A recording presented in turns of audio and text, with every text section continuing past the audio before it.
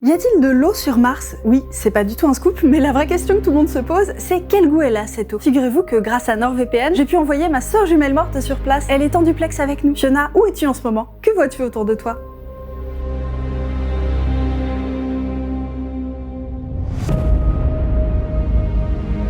Merci pour ce reportage immersif au plus près de l'action. Le temps que tu es à Mars 6, on va se préparer à te téléguider sur place, et pour ça, on doit savoir où il y a de l'eau sur Mars et sous quelle forme. Et croyez-moi, on sera pas trop de deux. Alors j'appelle mon faf de l'astronomie préféré, le regretté Point Genius. PH, merci, bonjour d'être avec nous. Qu'est-ce que je fous là, moi? Messieurs, dames, et surtout mesdames. Salut, mais c'était PH que je... Non mais t'inquiète, nous on est vendus en pack, hein. Et moi t'as qu'à me considérer comme l'échantillon gratuit. Et d'ailleurs, si tu veux m'essayer, c'est pas un problème. Ouh, je sens que ma monétisation va pas s'en relever de tout ça. Comme Philippe Croison. Ah non, oui, alors non, ça c'est Samuel Paty. Donc, Mars, l'eau, où et dans quelle étagère? Alors déjà, à ma connaissance, on n'a pas vraiment trouvé d'eau liquide à la surface de Mars, sauf là, mais ça compte pas vraiment. C'est physiquement impossible d'avoir de l'eau liquide en surface. Aujourd'hui, l'atmosphère martienne est tellement ténue, la pression atmosphérique y est si faible que l'eau solide se sublime directement. Ça fait glace-vapeur et vapeur-glace sans passer par la gaz liquide. Sans passer par la case liquide.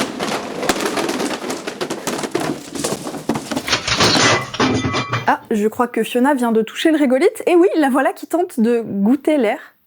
Oui, et effectivement, oui, il y a de la vapeur d'eau dans le peu d'air qui flotte sur Mars, mais pas beaucoup, hein. On est sur 0,03%, donc c'est quasi homéopathique. L'atmosphère martienne est 100 fois moins humide que la nôtre. Comment, Fiona, qu'essaies-tu de nous dire? Mais je sais pas d'où il vient, moi, ce goût acide et aigre qui picote la langue. Peut-être juste que t'as vu pH et ça te donne des remontées acides? Ah oui, c'est le CO2 ça. L'atmosphère martienne en est composée à 96%, hein. C'est hyper toxique pour nous. Heureusement qu'elle est déjà morte, hein. Sinon ça l'aurait achevé. Hein. Bon, ok, l'atmosphère pas idéale pour goûter l'eau, continuons. Fiona, est-ce que tu... oui, t'as raison, l'eau se cache aussi dans certains minéraux comme les argiles sur lesquels tu te situes, car voyez-vous, au départ sur Mars, on a une roche volcanique, du basalte. Mais au contact de l'eau ou de certains gaz atmosphériques, le basalte va se faire altérer la mouille. Ça nous crée toute une ribambelle des minéraux dont certains vont piéger l'eau en leur sein, c'est des minéraux hydratés. C'est comme ça qu'on obtient notamment des argiles, ces feuillets microscopiques entre lesquels circulent des molécules comme l'eau. Un millefeuille interdit. Notre eau est donc aussi là, retenue prisonnière à l'intérieur même de certains cailloux martiens. C'est la Florence Aubenas géologie. Et si on veut goûter cette eau, l'éternelle conclusion s'impose. Lécher les cailloux? Lécher les cailloux. Qu'est-ce que je fous là, moi, déjà? Alors Fiona, cette dégustation, elles ont quel goût ces argiles-là? Un goût salé?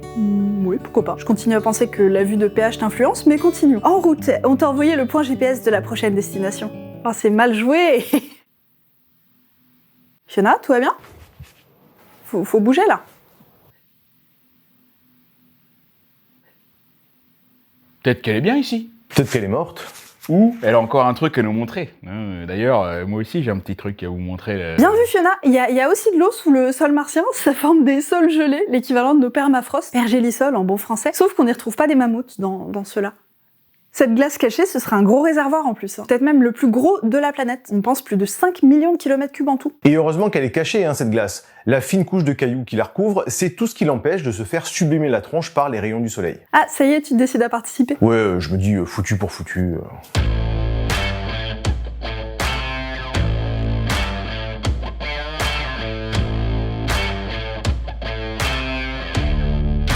Et ouais, donc il y en a des choses hein, sous ce régolithe. Il y aura même des lacs gelés au milieu de cratères et des glaciers. Bon, faut les deviner sous la couche de poussière, hein, mais il y a certains indices qui n'échappent pas à l'œil avisé du géologue. Regardez-moi cette langue glaciaire et ces moraines. Là, c'est de la bouillabaisse pour les papilles. Une moraine, c'est une bande de cailloux qui s'est fait racler par un glacier et qui surfe devant lui ou sur les côtés au fur et à mesure de son avancée. Et quand le géant blanc se retire, Ah, ça parle de moi? ça laisse ces petits tas de cailloux tous bien alignés. Non, mais ça, le médecin m'a dit c'était bénin, vous inquiétez pas. Et sur la planète rouge, donc, on trouve à la fois des traces d'anciens glaciers aujourd'hui disparus et des glaciers actuels. Je voudrais pas vous interrompre, mais Fiona, elle bouge pas du tout depuis tout à l'heure, hein. Elle va bien? Peut-être qu'elle arrive pas à gratter le sol pour atteindre la glace, là. Elle a l'air de galérer, non?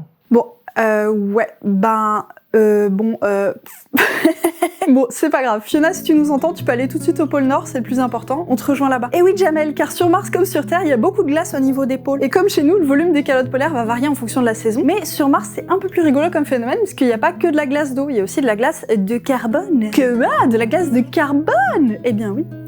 Je m'explique. En hiver au pôle, c'est la nuit tous les jours et ça caille sec jusqu'à moins 125 degrés, ce qui fait qu'environ le tiers du CO2 de l'atmosphère martienne se condense pour donner de la glace carbonique, du CO2 à l'état solide. Le tiers, c'est pas rien, vu que rappelez-vous, 96% de l'atmosphère martienne, c'est du CO2. Et donc cette glace carbonique se mélange aux calottes polaires et augmente leur volume d'1 à 2 mètres d'épaisseur quand même. Pour l'anecdote, je suis née en 89. Ce grand remue-ménage d'hiver a deux conséquences. D'une part, ça fait diminuer la pression atmosphérique au niveau du sol, vu qu'il y a beaucoup moins de molécules dans l'air. Oui, vous avez bien entendu, sur Mars, la pression atmosphérique n'est pas la même en été et en hiver. Je trouve ça fou. Et d'autre part, ça va même jusqu'à modifier un tout petit peu le champ gravitationnel de Mars en changeant la distribution des masses à sa surface. Si vous voulez en savoir plus sur le champ de gravité, les géoïdes, tout ça, c'est votre jour de chance. J'ai fait une vidéo là-dessus.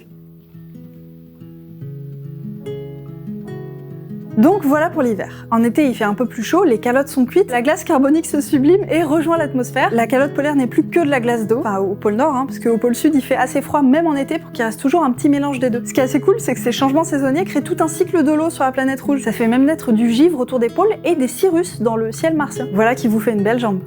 Je confirme, elle est douce et soyeuse grâce à NordVPN. Plus tard. Oh les cagades que tu me fais faire.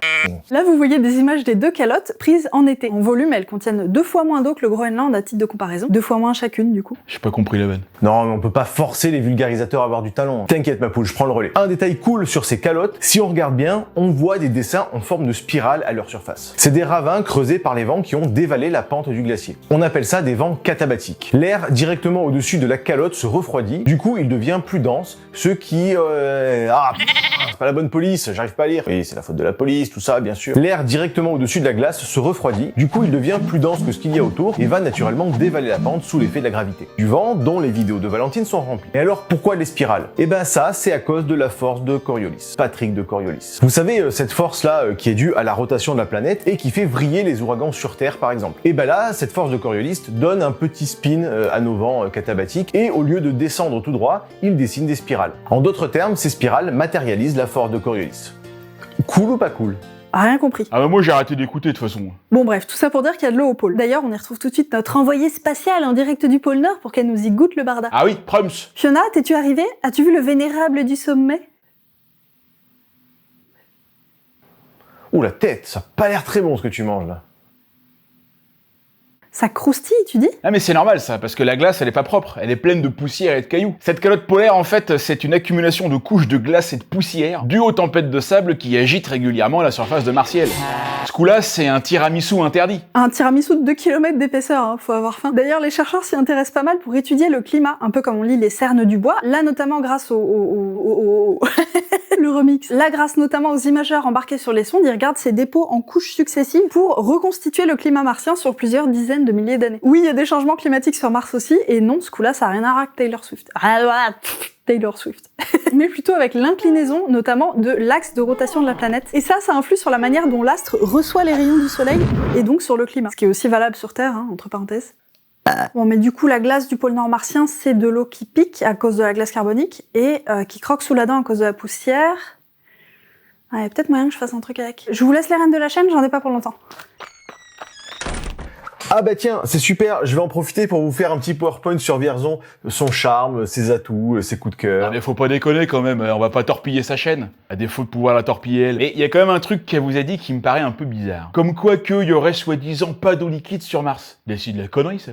Alors, il n'y a pas d'océan peut-être, mais d'une, on pense qu'il y en a déjà eu un. Et de deux, il y a quand même quelques indices qui montrent qu'il y aurait quand même peut-être de l'eau sur Mars, sauf qu'on l'a juste pas encore détecté. Pareil pour le cerveau de PH, il y a quelques indices qui montrent qu'il pourrait y avoir un peu d'intelligence, mais on l'a pas encore détecté non plus. Mais non, c'est chiant. Bon, viens, on lit Mein Kampf en ASMR plutôt. Ah, c'est tentant, mais non.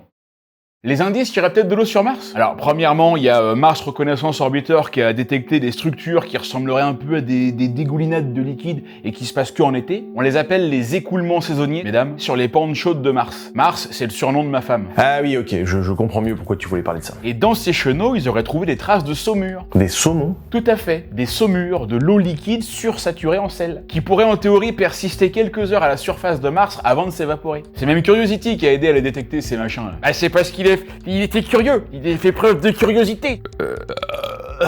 Je te fais tellement pas confiance que des merdes comme ça, je suis sûr que tu vas les mettre dans ta vidéo.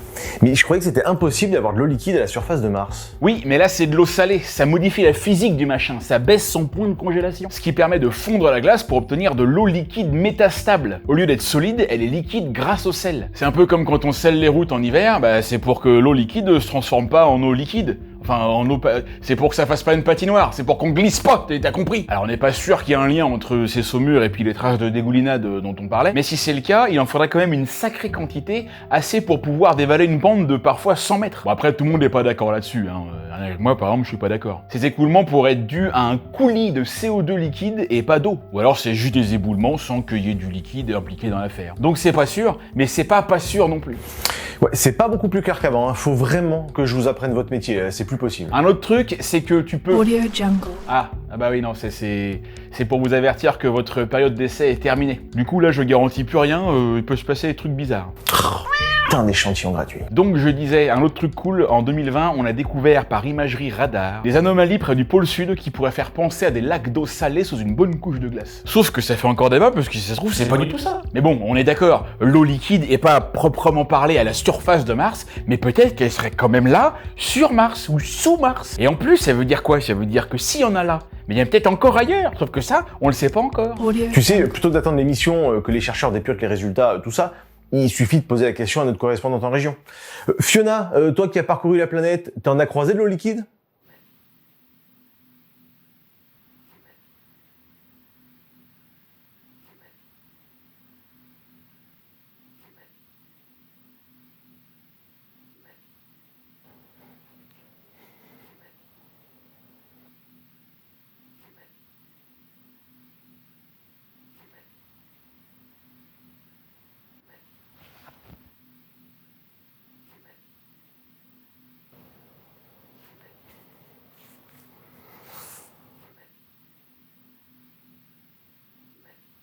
Oh, non, non, non.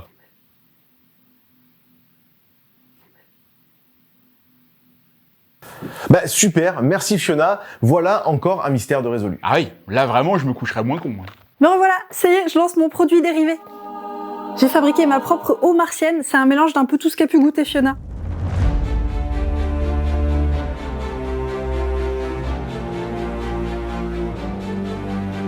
Des cristaux de glace, des sels minéraux et un soupçon de poussière enrichi au CO2 de la source. La fontaine martienne, ça croustille.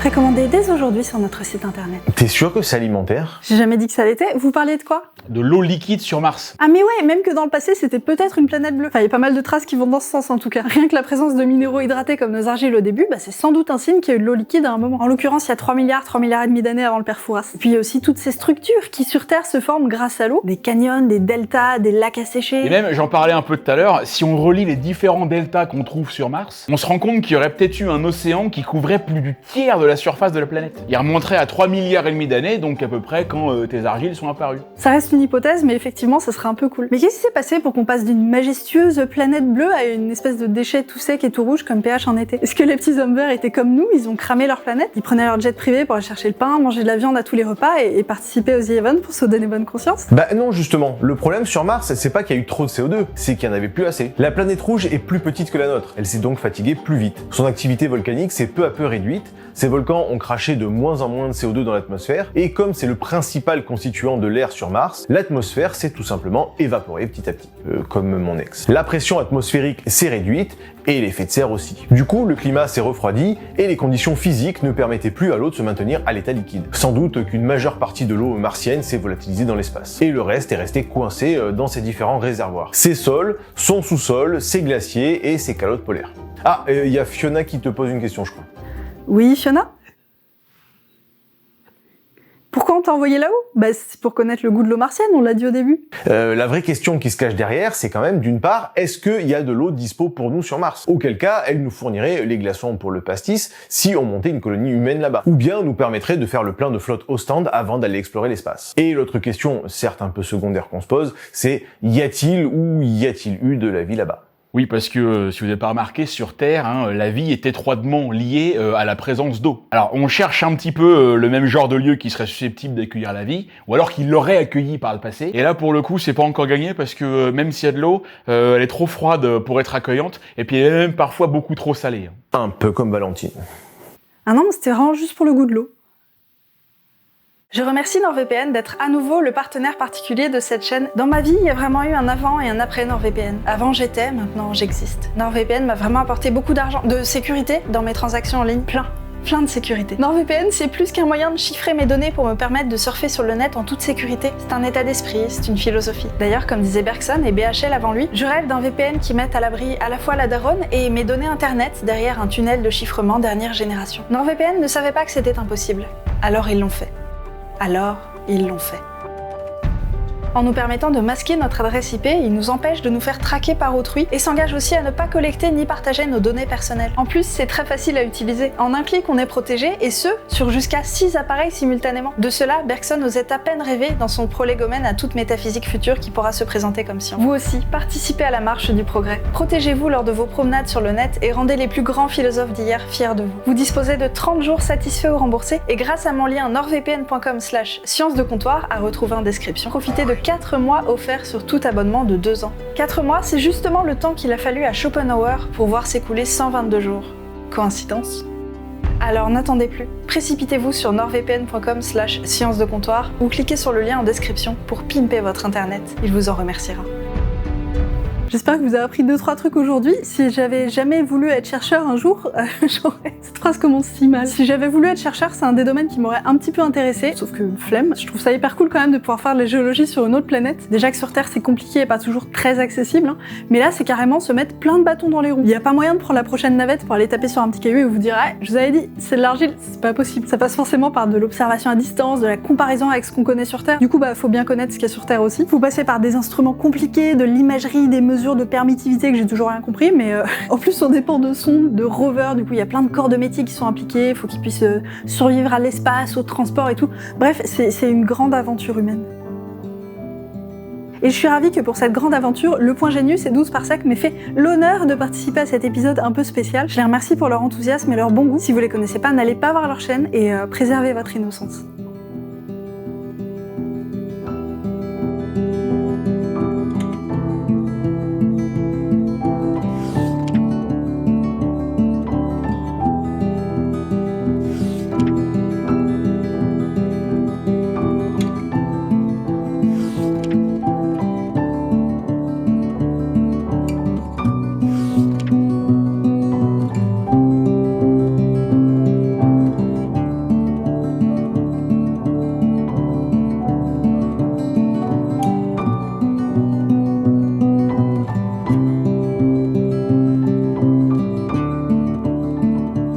Même un petit dépôt là, je sais pas si vous voyez, comme le bon vin.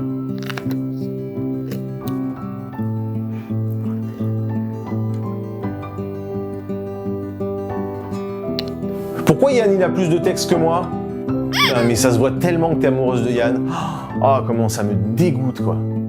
Putain, après tout ce qu'on a vécu.